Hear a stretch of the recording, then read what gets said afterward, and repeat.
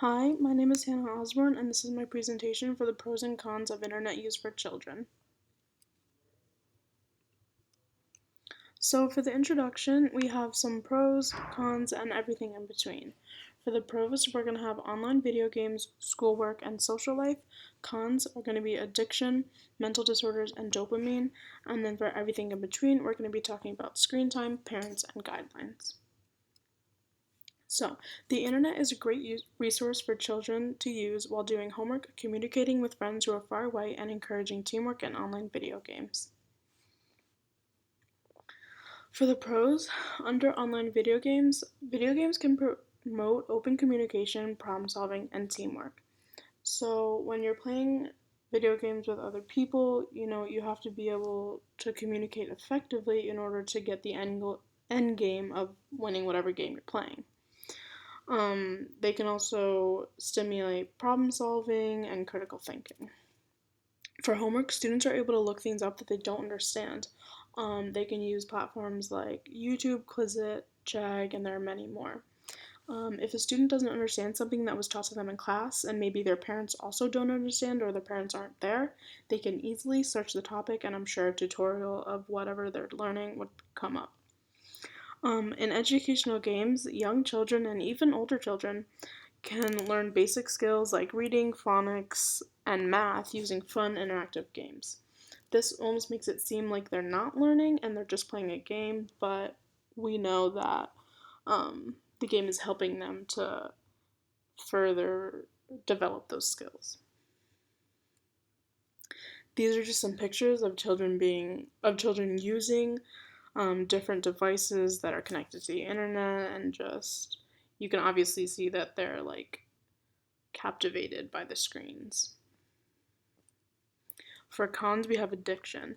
Children are becoming addicted to the internet more and more as access to these things is becoming easier and easier. So, the internet, you can do almost anything on your phone, computer, tablet, iPods, anything that has access to the internet. So the thing behind the addiction is dopamine. That's a chemical that is released from your brain when you feel pleasure. So when kids are playing video games and they win, or they're watching a video and they feel entertained and they're laughing, dopamine is released because that's pleasure. And so when the dopamine is released, it makes you want to keep feeling that feeling, which then leads to addiction. And then for health issues, we have, your physical and mental health are at risk, and some things that can come because that can result in use of too much internet is depression, insomnia, ADHD, and obesity. Others can be, anxiety and struggling in a social setting because they're isolated and hiding behind computer screens. And then these are just some quotes from experts on the topic that I want to use to promote credibility and validity for my website. So for everything in between, limit screen time.